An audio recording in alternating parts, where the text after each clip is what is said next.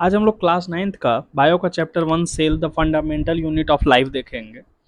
तो सेल देखिए क्या है।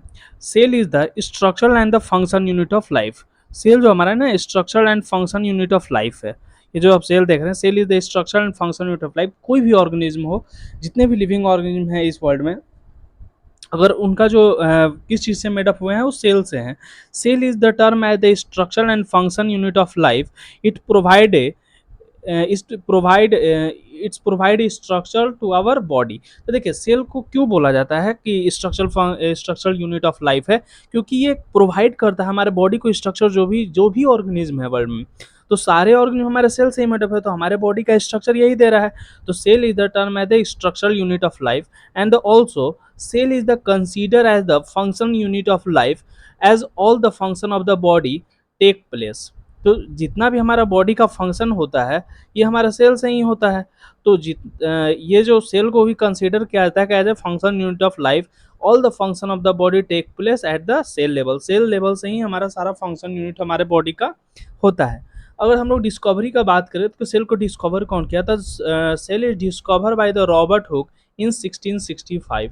तो 1665 में रॉबर्ट हुक जो थे, साइंटिस्ट थे, उन्होंने डिस्कवर किया था सेल को, और वो एक डेड सेल था। और यहाँ पे आप देख सकते हैं कि ये पूरा सेल का स्ट्रक्चर दिया है, बीच में आपका ये न्यूक्लियस है। एंड रॉबर्ट ब्राउन जो थे ना 1831 में डिस्कवर किए थे न्यूक्लियस इन द सेल। वो डिस्कवर किए थे कि सेल में न्यूक्लियस जो होते हैं, आप देख सकते हैं कि ये सेल का स्ट्रक्चर और सेंटर पे न्यूक्लियस है। तो वो 1831 में रॉबर्ट ब्राउन किए थे। देखते हैं सेल थ्योरी, ये बहुत इंपॉर्टेंट है। Cell theory, all the living organism are the composed of cell. तो सेल थ्योरी क्या बदलता है ना, कि जितने भी लिविंग ऑर्गेनिज्म है वो सारे सेल से बने हुए हैं।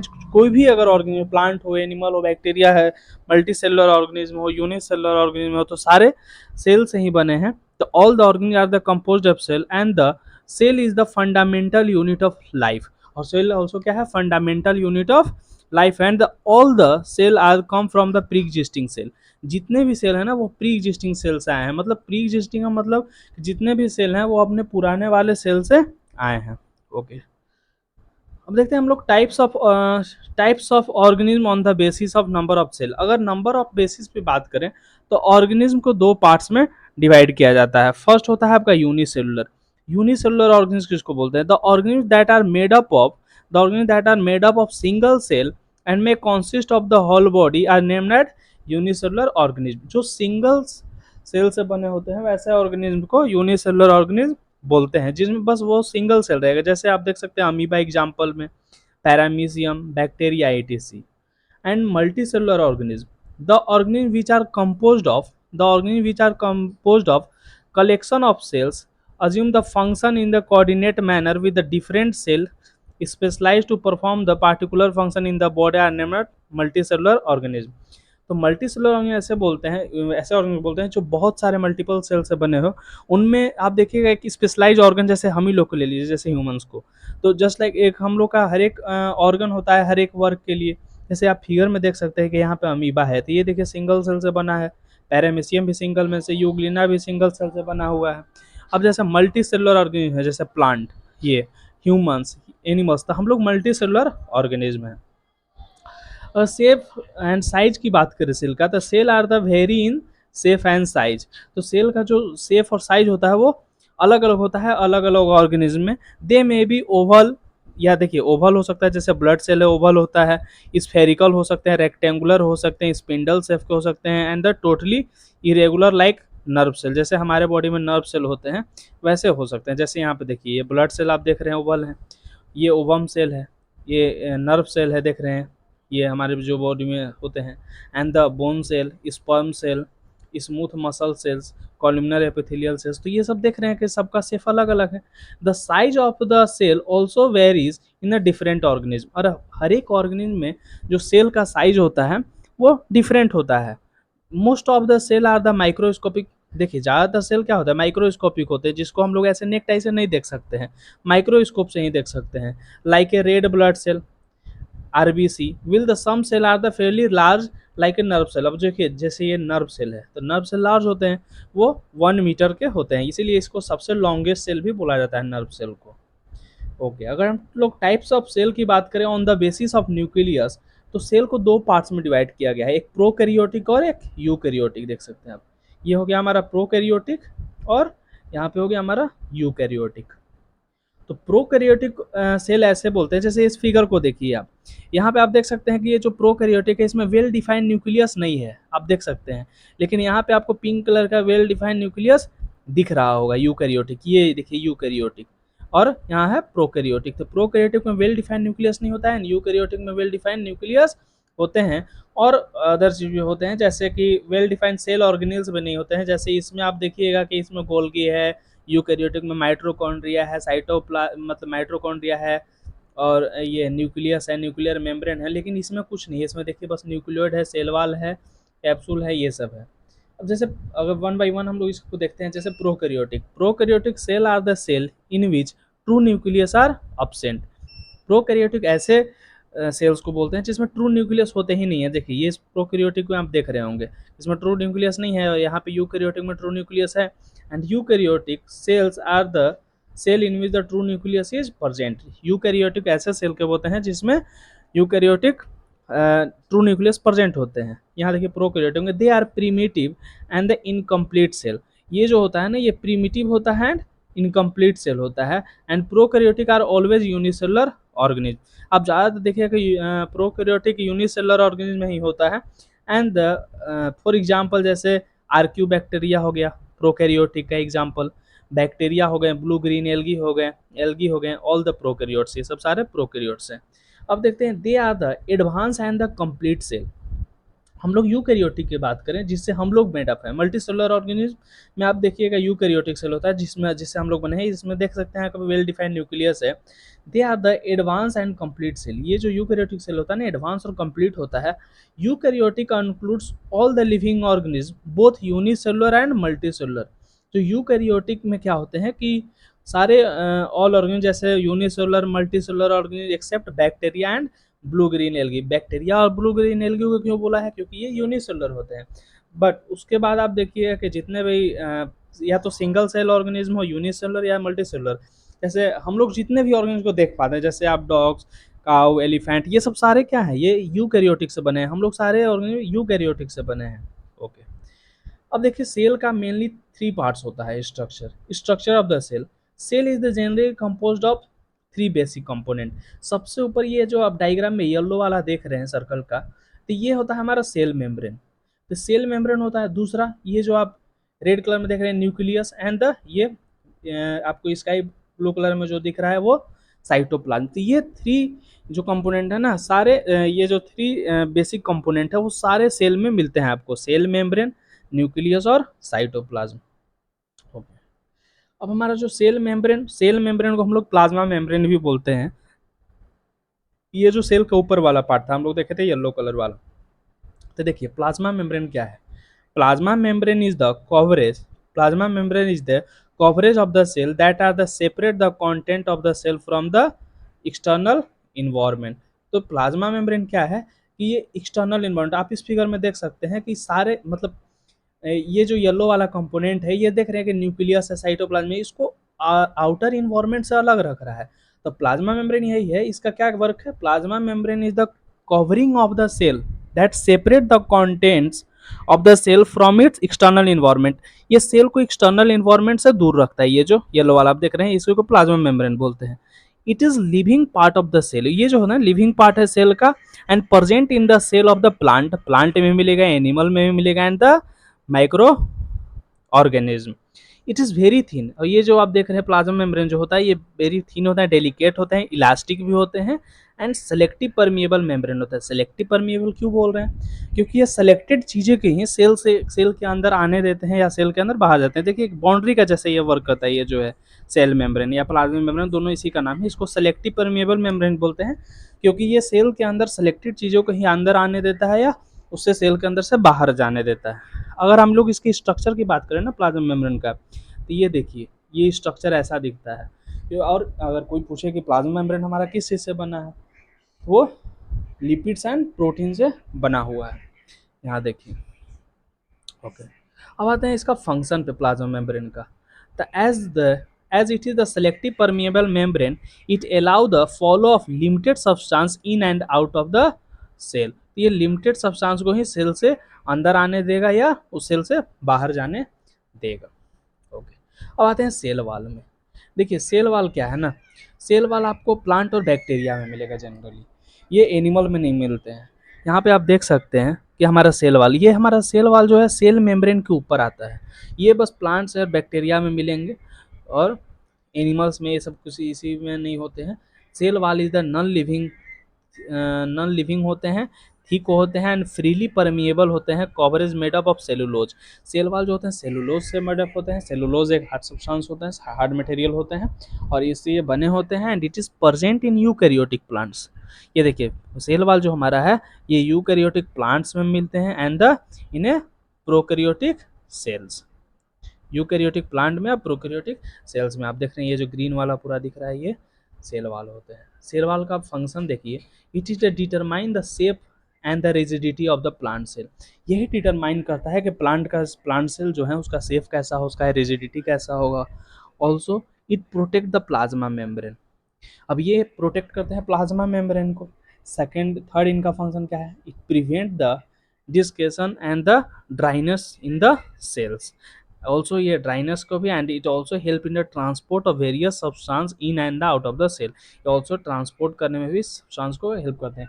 अब देखिए जैसे कि आप सोच सकते हैं कि प्लांट्स हैं जो कितनी एक्सट्रीम क्लाइमेट में भी रहते हैं एंड जो उन पे मतलब सनलाइट पड़ना, रेन रैन होना एंड बहुत सारे कुछ विन आना, तो ये सबसे कौन प्रोटेक्ट करता है प्लांट्स को, ये सेल वाल ही करता है उनके सेल्स को। अब आता है न्यूक्लियस। ये देखिए न्यूक्लियस ऐसा होता है हमारे सेल के ये जो सेंटर में होता है generally nucleus. Nucleus is the dense and the spherical organism. Spherical क्यों बोल रहा है देख रहे हैं ना आप, गोला है ये। Okay, and nucleus is the bonded by the two membrane both forming nuclear envelope. अब ये जो न्यूक्लियस है ना, ये बॉन्डेड बाय टू मेम्ब्रेन। आप देख सकते हैं ऊपर में देख सकते हैं आपका मेम्ब्रेन है, और ये जो बीच बीच में आप गैप देख रहे हैं इसका न्यूक्लियस का, ये किसी भी सब्सटेंस को बाहर भेजने के लिए या उससे अंदर आने के लिए, ये सब चीज़ के लिए है। Nuclear envelope is contain enzyme pores known as nuclear pores. देख रहे हैं ना, इसको न्यूक्लियर पोर ही बोलते हैं। ये जो छोटा छोटा स्पेस आपको दिख रहा है इस बाउंड्री में, इसी को न्यूक्लियर पोर्स बोलते हैं। ये आपको थ्रेड लाइक स्ट्रक्चर धागा जैसा दिख रहा होगा पूरे न्यूक्लियस में, ये तो इसको क्रोमेटिन बोलते हैं। यही बाद में कॉन्डेंस होकर क्रोमोजोम बनाता है, जो क्रोमोजोम जेनेटिक कैरेक्टर ट्रांसफर करता है पेरेंट टू ऑफ स्प्रिंग। और बीच में आप देखो न्यूक्लियस के बीच में भी आप देख रहे होंगे ये वाला, ये न्यूक्लियोलस है, ठीक है। और यहाँ जो फिर उसके बाद भी ये न्यूक्लियस के अंदर आपका ये जो स्काई ब्लू कलर का दिख रहा है ये फ्लूइड होता है, एक न्यूक्लियोप्लाज्म उसको बोलते हैं। ओके, और न्यूक्लियर इन्वेलप इसको बोलते हैं। ये जो बाउंड्री आपको दिख रहा है ना, इसको न्यूक्लियर इन्वेलप, और ये बाउंड्री के बीच बीच में जो मिल रहा है आपको ये होता है न्यूक्लियर पोर। तो देखिए the fluid which present inside the nucleus is nucleoplasm. बोले ना कि ये जो ब्लू स्काई ब्लू कलर का आपको दिख रहा है ये सब, ये क्या है, न्यूक्लियोप्लाज्म है। Nucleus contain chromosome and the chromosome contain a gene which are the center of genetic information। तो हमारा ये क्या करता है, जैसे बोले क्या हम कि ये जो क्रोमेटिन आप देख रहे हैं धागे लाइक स्ट्रक्चर जो पूरे न्यूक्लियस में फैला हुआ है, यही कॉन्टेंट्स होकर क्रोमोजोम बनाता है। और क्रोमोजोम ही हमारा एक सेंटर प्ले करता है जेनेटिक इन्फॉर्मेशन का, पेरेंट टू ऑफस्प्रिंग हमारा जाता है। देखिए न्यूक्लियस का function, nucleus is the control all the metallic activity of the metabolic activity of the cell. तो न्यूक्लियस हमारा सारा कंट्रोल करता है उसका metabolic activity and the irregularities of the cell cycle. अब सेल को जो डिवीजन करता है हमारा, जो भी सेल देखते हैं का डिवीजन करता है, तो ये यहीं से स्टार्ट होता है आपका, यहीं से पहले। And the nucleus is the storehouse of the gene. It is concern with the transmission of heredity from parent to offspring. तो ये न्यूक्लियस ही है ना, इसी में हमारा क्या होता है जी, ये क्रोमेटिन क्रोमोसोम होता है, उसी से हमारा ट्रांसफर होता है जीन पेरेंट टू ऑफस्प्रिंग। अब आते हैं हम लोग साइटोप्लाज्म। पहले देखिए साइटोप्लाज्म कहते हैं किसे, ये पूरा सेल का स्ट्रक्चर है। और ये आप देख रहे हैं कि यहाँ पे एरो दिखाया हुआ है, ये ब्लू कलर का जो है ये हमारा साइटोप्लाज्म है। तो साइटोप्लाज्म क्या होता है, it is A jelly like होते हैं ये, एंड विस्कस एंड कलरलेस होते हैं, semi fluid substance that occurs between the plasma membrane and nuclear membrane. Plasma membrane और न्यूक्लियर मेम्ब्रेन किसको बोल रहे हैं? यहाँ पे आप देख सकते हैं बीच में न्यूक्लियस है, तो ये न्यूक्लियस के बाहर वाला आपका रीजन, और ये जो बाउंड्री दिख रहा है ब्लैक वाला, ये प्लाज्मा मेम्ब्रेन था ना, अभी बताए थे। इसके बीच में आप ये जो पूरा स्काई ब्लू कलर का देख रहे हैं आप, ये सारा क्या है? साइटोप्लाज्म है। तो it is A aqueous ground substance of cytoplasm which is called cystole. It contain a variety of a cell organelles. ठीक है, बहुत सारे सेल ऑर्गेनिल्स आप इसके देख रहे हैं ना, कि यहाँ पे फ्लूइड में देख रहे हैं, यहाँ पे है, यहाँ पे, ये सब सारे सेल ऑर्गेनिल्स हैं। इसके बारे में भी डिटेल में हम लोग देखें। Other insoluble waste product and the storage product like a starch, glycogen, lipids, ये सभी इसके अंदर है। अगर फंक्शन देखें साइटोप्लाज्म का, तो cytoplasm protoplasm act as a store of vital chemical, amino acid, protein, sugar, vitamin, ये सब होते हैं। And it is a site for certain metabolic reaction like a glycolysis, synthesis of food acid, nucleotides, ये सब सारे कुछ इसमें होते हैं। देख सकते हैं कैसा है ये दोनों फिगर में। अब आते हैं सेल ऑर्गेनिल्स। सेल ऑर्गेनिल्स देखने से पहले ये समझिए कि आपको जितने भी ये सब ऑर्गेनिल्स देख रहे हैं, यहाँ पे दिख रहा है लाइजोजाइम, न्यूक्लियस, ये नहीं लाइजोजाइम, उसके अंदर आपको दिख रहा होगा centrioles, rough endoplasmic, rough ER, endoplasmic reticulum, smooth ER and nuclear, ये वैक्यूल्स, ये सब सारे सेल ऑर्गेनिल्स हैं। तो inside the cell there are the different part of performing the different activity to keep the cell alive and the functionables. This part is called cell organelles explained below. अब हम लोग एक एक cell organelles को समझते हैं। यहाँ पे हम लोग सबसे पहले देखते हैं गोल्गी एपरेचर्स। हमारा गोल्गी एपरेचर क्या है? Golgi aperture is the consist of the set membrane bonded fluid filled vessels vacuoles and the flattened cisternae से। सिस्टर्ने देखिए कि सिस्टर्ने बोलते हैं किसको, ये आप फिगर जो देख रहे हैं ना, ये गोल्गी एपरेचर्स का है। यहाँ पहले आप सेल में देखिए कि सेल में गोल्गी एपरेचर कहाँ होता है। यहाँ पे आपको जो ऑरेंज कलर का दिख रहा है, यहाँ पे दिखाया हुआ है कि गोल्गी एपरेचर ये है। इसका अगर हम लोग जूम करके देखें तो ये वाला पिक्चर है। तो ये जो पूरा आप देख रहे हैं ना कि इक्वल पैरेलली ये सब पूरा फोल्डेड टाइप का है, तो यही सिस्टर्ने होता है। तो क्या बोला, Golgi aperture consist of the set of A membrane bonded fluid filled vesicles vacuoles and flatted cisternae. Cisternae are the usually arranged parallel to the each other. देख रहे हैं ना, पूरा अरेंज है, देख सकते हैं आप, पूरा अरेंज है। तो ये पूरा क्या है? सिस्टर्ने है। Function, it is the main function is store, modify, package and the dispatch the substance. इसका मेन फंक्शन क्या है? स्टोर करना किसी चीज़ को, उसको मॉडिफाई करना, पैकेजिंग करना। अगर न्यूक्लियस से कोई भी चीज़ निकलता है तो उसको पैकिंग का काम करेगा ये, फिर उसको फिर वहाँ से दूसरे जहाँ पे उसको जाना है वहाँ पे उसको भेजेगा। एंड स्टोरेज का भी काम है। It also involve in the synthesize of cell wall, also synthesize करता है सेल वाल को भी, प्लाज्मा मेम्ब्रेन और लाइजोजाइम को भी। अब आते हैं इंडोप्लाज्मिक रेटिकुलम। आप इस फिगर में देखिए इंडोप्लाज्मिक रेटिकुलम, ये जो फोल्डेड पूरा स्ट्रक्चर इंडोप्लाज्मिक है, जूमिंग में ऐसा देखिए दिखता है। ये बीच में आपका न्यूक्लियस है रेड कलर का, उसके चारों तरफ आप देख सकते हैं कि न्यूक्लियर पोर्स हैं। अब यहाँ पे सारा ये फोल्डेड ये इंडोप्लाज्मिक रेटिकुलम है, एंड इधर भी आपको इंडोप्लाज्मिक रेटिकुलम दिख रहा है। तो इंडोप्लाज्मिक रेटिकुलम क्या होता है?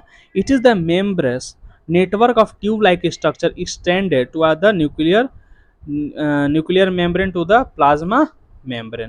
तो ये कहाँ पे है देख सकते हैं आप, ये फोल्डेड लाइक स्ट्रक्चर है ना, तो ये एक नेटवर्क जैसा बना रहा है न्यूक्लियस के आगे, तो इसी को क्या बोलते हैं हम लोग, ये इंडोप्लाज्मिक रेटिकुलम। अब it is absent in prokaryotic. हम लोग देखें ना कि प्रोकैरियोटिक ऐसे और सेल को बोलते हैं जिसमें वेल डिफाइंड न्यूक्लियस नहीं होता है, तो वेल डिफाइंड प्रोकैरियोटिक में ये नहीं होता है। एंड मेच्योर आरबीसी में नहीं होता है, रेड ब्लड सेल में मेमल्स के नहीं होते हैं ये। सेकेंड, ये देखिए दो टाइप का होता है। यहाँ पे आप फिगर में पहले आप समझिए, यहाँ पे देखिए आपका लिखा हुआ है कि रफ एंडोप्लाज्मिक रेटिकुलम। यहाँ पे ये जो जितना भी येलो येलो कलर का डॉट डॉट आपको स्ट्रक्चर दिख रहा है ना, ये रफ एंडोप्लाज्मिक रेटिकुलम में है।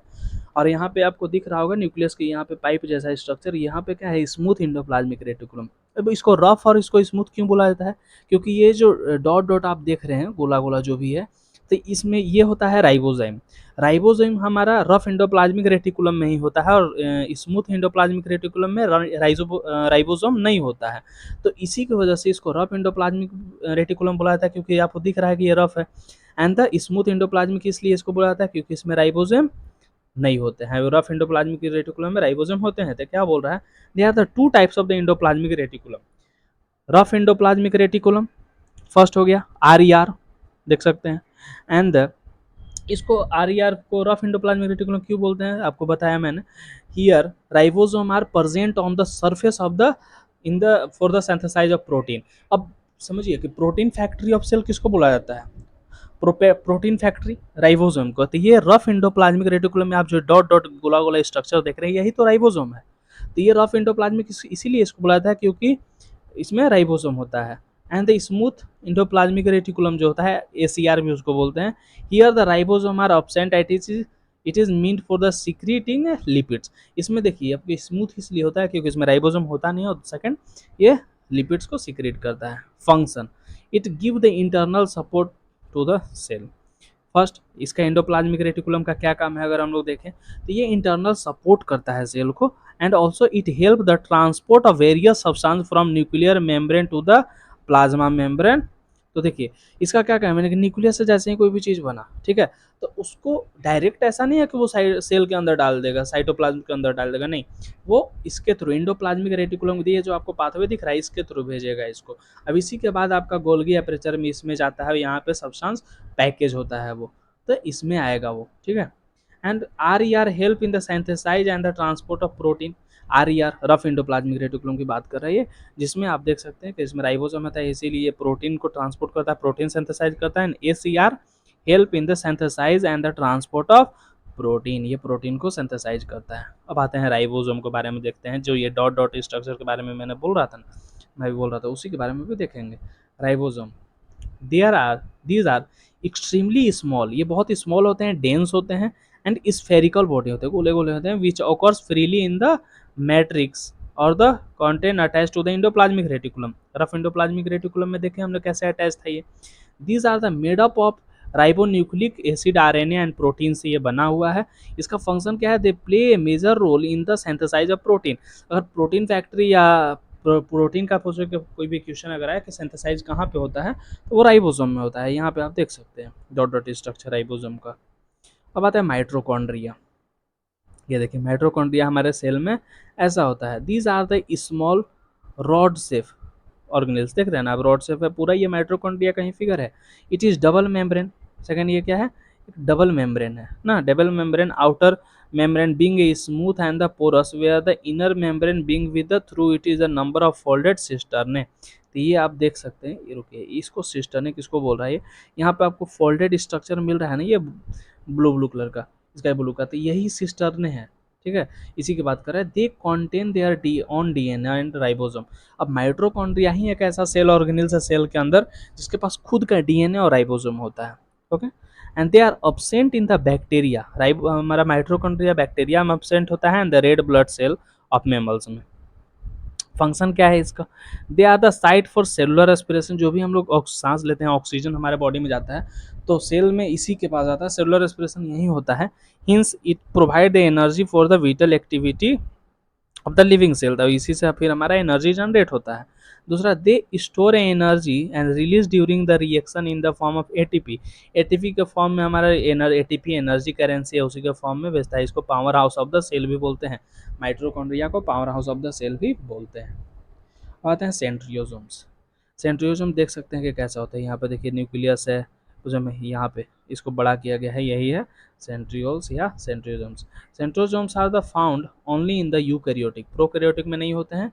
It is not bounded by any membrane but it consist of the centrioles.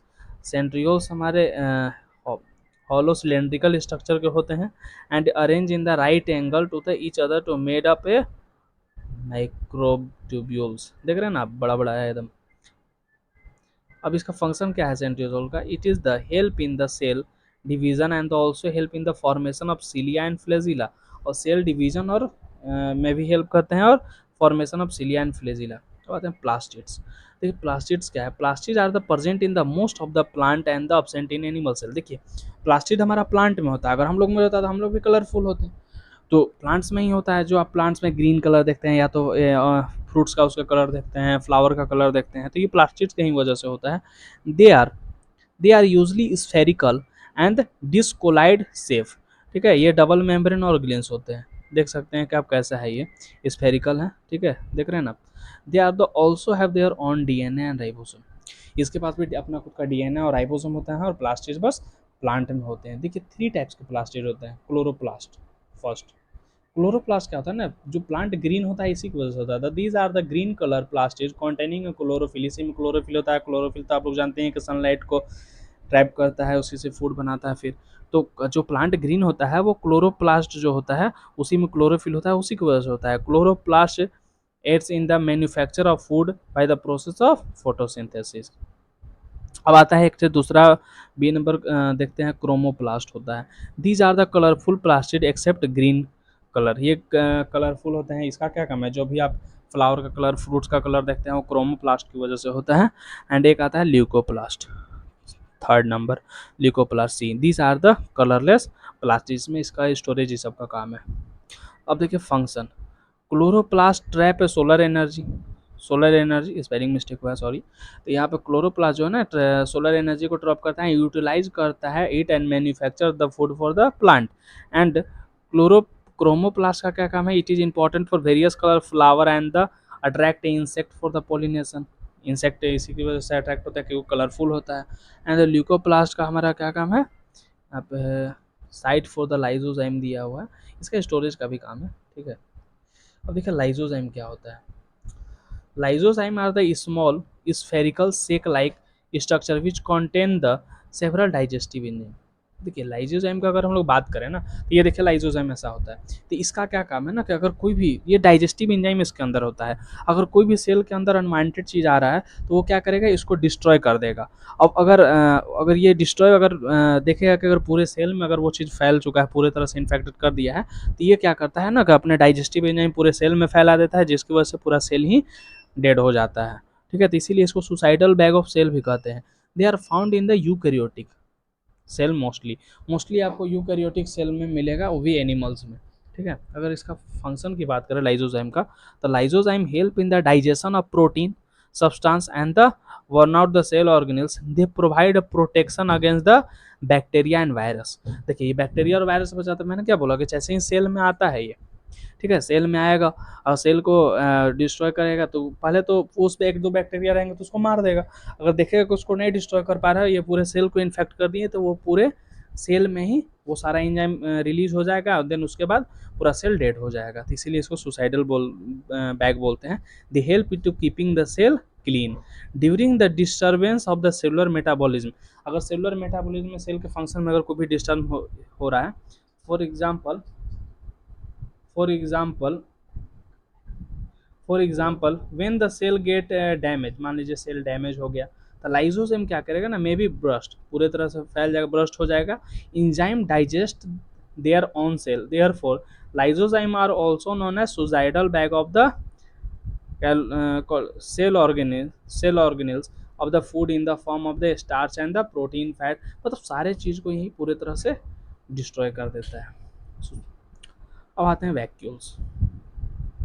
देखिए वैक्यूल्स पढ़ने से पहले इस चीज़ को समझिए। देखिए कि ये एनिमल सेल है, एनिमल सेल में आप देख रहे हैं कि वैक्यूल कितना छोटा है, एंड प्लांट सेल में ये आपको दिख रहा होगा वैक्यूल कितना बड़ा है। ये जो आपको सेंट्रल वैक्यूल दिख रहा है, ये ब्लू कलर वाला, यही वैक्यूल है। तो एनिमल सेल में छोटा होता है और प्लांट सेल में बड़ा होता है। इसका वर्क क्या है देखते हैं आप वैक्यूल के बारे में। Vacuole are the liquid solid filled and the membrane bounded organelles. Plant cell vacuole are large. Plant cell में देखे ना आपने कि ये लार्ज होता है, and the permanent and the animal cell vacuole are the small in size temporary, ठीक है। और ये मतलब आप देख सकते हैं, इसमें देख रहे हैं कि लार्ज सेल है प्लांट में और एनिमल में, यहाँ पे देखते हैं छोटा सा है।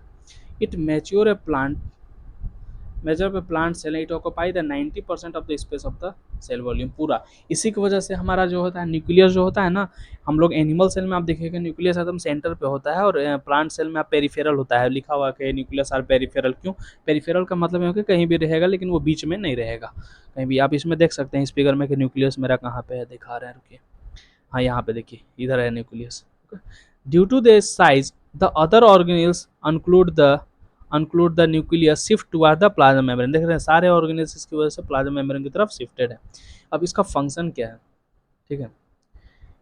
They help to maintain the osmotic pressure in the cell, and दूसरा प्रोवाइड रिजिडिटी मजबूती देगा प्लांट्स को। अब आते हैं हम लोग लास्ट, देखिए जो क्वेश्चन पूछा जाता है इस क्लास 9th में, difference between plant and animal cell. तो animal cell generally small size के होते हैं, प्लांट सेल लार्ज होते हैं। सेल वॉल absent होता है एनिमल सेल में, प्लांट में सेल वॉल प्रेजेंट होता है। Except protozoans euglena, no animal cell possess the plastid. किसी में मतलब एनिमल सेल में प्लास्टिड नहीं होता है, प्लांट सेल में प्लास्टिड होता है। वैक्यूल इसमें मैंने अभी देखा है कि छोटा होता है और प्लांट सेल में बड़ा होता है। यही होगा डिफरेंस, आप इसको याद कीजिए। ओके।